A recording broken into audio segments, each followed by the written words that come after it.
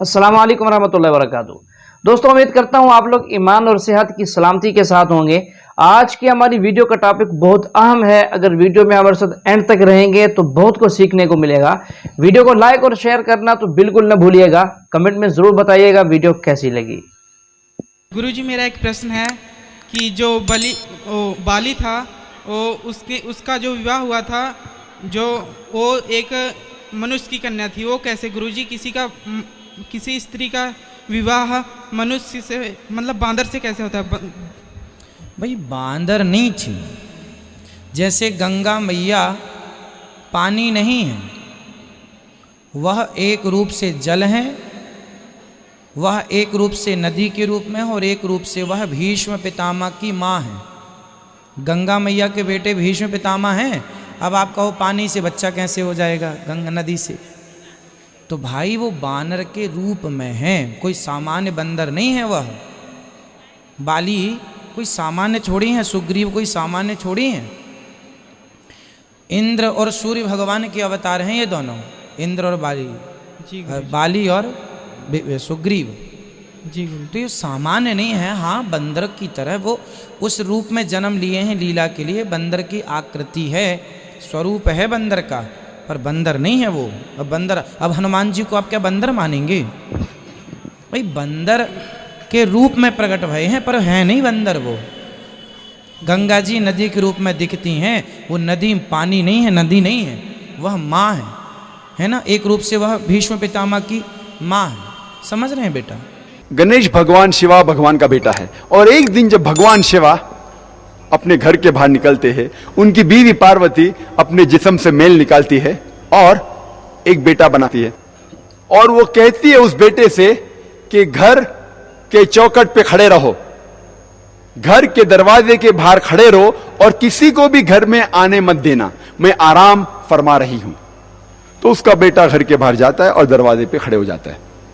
कुछ देर बाद भगवान शिवा वापस अपने घर पे लौटते हैं और जब घर में दाखिल होने जाते हैं, उस वक्त उनका बेटा उन्हें रोक देता है और कहता है, आप इस घर में नहीं जा सकते, आप दाखिल नहीं हो सकते, क्योंकि मेरी मां आराम फरमा रही है।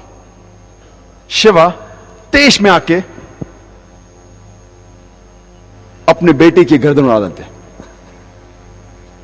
तो मैं कहूंगा मेरे हिंदू दोस्त से, आपका भगवान अपने बेटे को नहीं पहचान सका, कल जब मैं मुश्किल में रहूंगा तो मुझे कैसा पहचानेंगे? और ये हिंदू दोस्त आपसे कहेंगे, आपको कहने की जरूरत नहीं।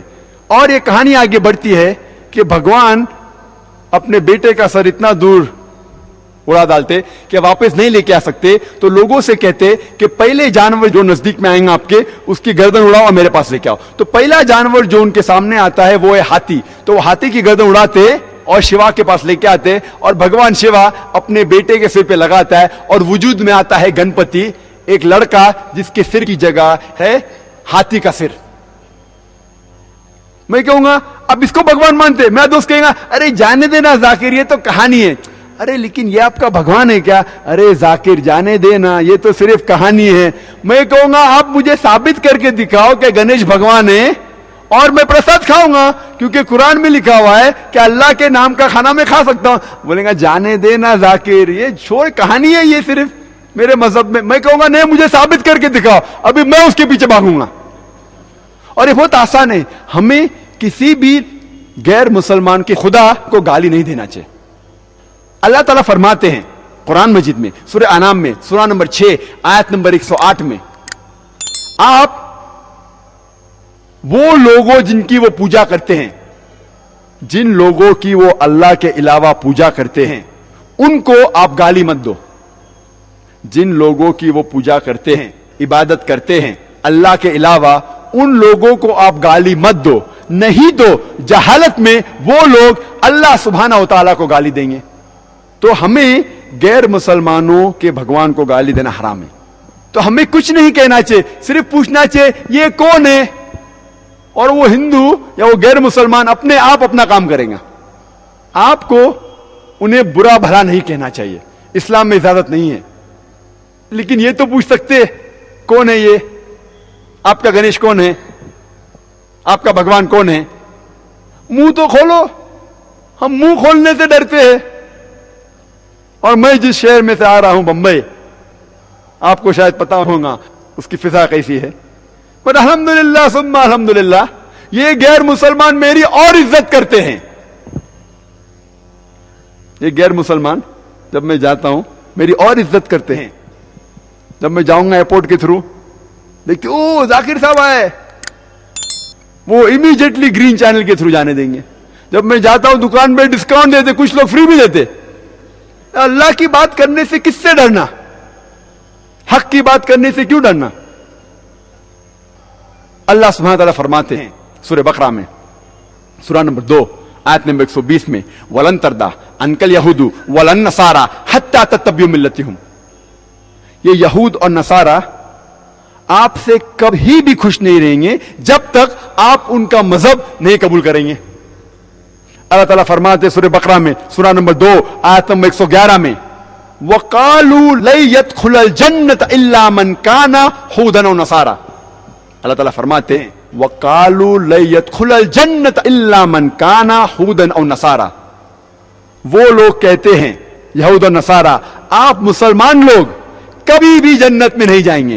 आप कितनी भी अच्छाइयां करो, हर रोज सलाह पढ़ो, नमाज पढ़ो, हज के लिए जाओ, रमजान में रोजा रखो, ज़कात दो, आपके पेशानी पे नमाज के दाग हो, तब भी आप जन्नत में नहीं जाएंगे जब तक आप यहूद या नसारा नहीं बनेंगे। अल्लाह ताला फरमाते तिल्का अमानियुहुम, ये बकवास है बकवास।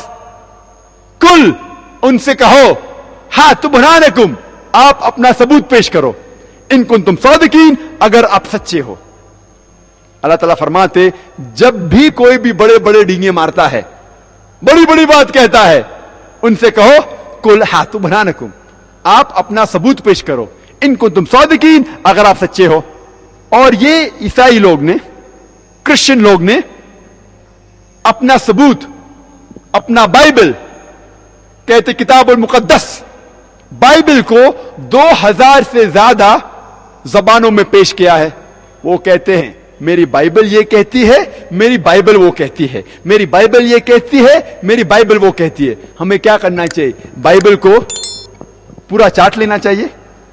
जब अल्लाह ताला फरमाते हैं कुल हाथ बुरहानकुम, उनको अपना सबूत पेश करने को, जब सबूत पेश करते तो क्या हमें मान लेना चाहिए? हमें जांच पड़ताल करना चाहिए क्या उनका सबूत सही है क्या गलत है। जब भी कोई आपको शनाख्ती कार्ड दिखाता है, आप देखते हैं वो सही है क्या गलत है। इसी तरीके से जब वो अपना बाइबल पेश करते हैं, कहते हैं कि यह अल्लाह का कलाम है, क्या हमें चाट लेना चाहिए उसे? हमें देखना चाहिए वो सही है क्या नहीं। कितने मुसलमान देख रहे हैं उनके बाइबल को? अल्लाह ताला कहता है उनसे पूछो, अपना बुरहान लेके आओ। और वो अपना बुरहान, अपना बाइबल 2000 से ज्यादा जबानों में पेश किए हैं। आप जबान का नाम लो और उस जबान में बाइबल मौजूद है। अल्लाह ताला कहता है उनसे कहो कि अपना सबूत पेश करो। कोई मुसलमान बात नहीं कर रहा उनसे, उनके सबूत को हम देख रहे हैं क्या? अपनी बात तो छोड़ो, हम उनके सबूत की जांच पड़ताल नहीं कर रहे। लेकिन ये ईसाई लोग, क्रिश्चियन मिशनरीज, हमारे घर में, मुसलमानों के घर में दाखिल होके हमारा सबूत, हमारा बुरहान, हमारा कुरान हमारे खिलाफ इस्तेमाल करते, और हम मुसलमान मुंह भी नहीं खोल सकते।